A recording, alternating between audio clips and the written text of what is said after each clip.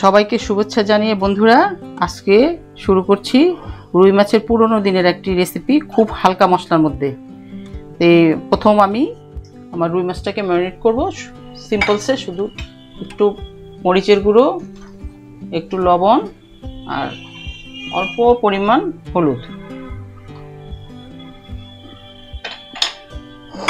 ভালো করে মেখে 30 মিনিট রেখে দিব যাতে মরিচ এবং হলুদ লবণটা সুন্দরভাবে মাছে ঢুকে।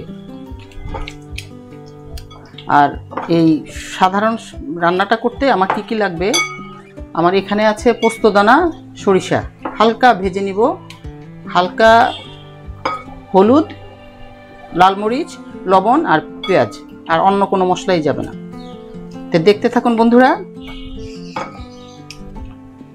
আমার মাছটা মাখা হয়ে গিয়েছে, আমি এটা 30 মিনিটের জন্য এখন রেখে দিচ্ছি। আমি চলে যাব এখন মশলা। হালকা মশলা রুই মাছের জন্য আমি স্পেশাল এই মশলাটা ইউজ করব, সেটা হলো সরিষা আর পোস্তদানা। হালকা ফ্রাই করে নিলাম, এখন বেটে নিব।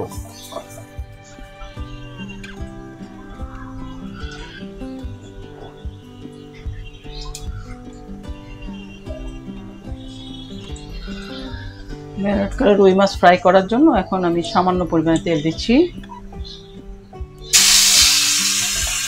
হালকা ফ্রাই করতে হবে।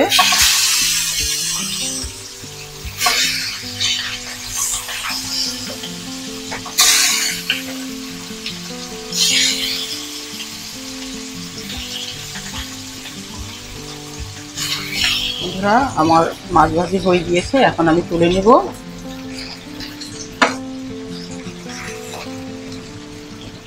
বন্ধুরা এখন আমি রান্না শুরু করছি। প্রথম প্রক্রিয়া হলো হালকা কুসুম পানি দিব 1 কাপ পরিমাণ,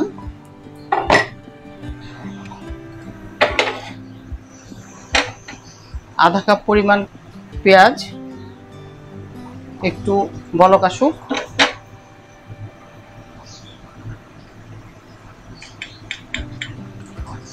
আধা চা চামচ পরিমাণ লাল মরিচ,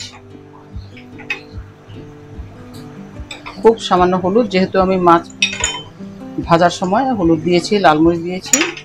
আর কোনো আদা পেঁয়াজ এই রান্নাতে ব্যবহার হবে না, সেজন্য এটা খুবই সাদামাঠা একটা রুই মাছ রান্না। মেন ইনগ্রিডিয়েন্টসটাই হলো আপনার সরিষা। মশলা কষানো হয়ে গিয়েছে, এখন ধীরে ধীরে আমি মাছ দিয়ে দিব। মাছটা যেহেতু হালকা ফ্রাই তাই খুবই সফট, আস্ত হাতে দিবেন।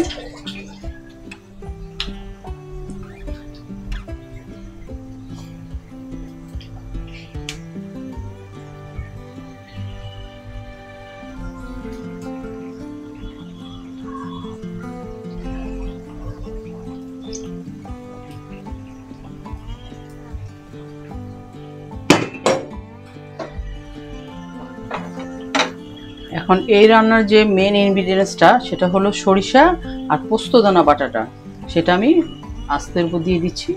দিয়ে 2-4 মিনিট ঢেকে রাখলেই রান্না হয়ে যাবে।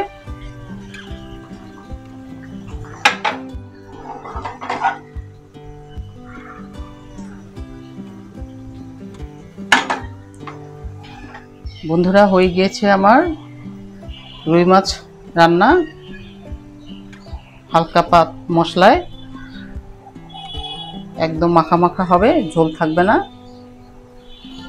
খেতে খুবই সুস্বাদু হয়েছে, ট্রাই করবেন। ভালো লাগলে শেয়ার করবেন, পাশে থাকবেন।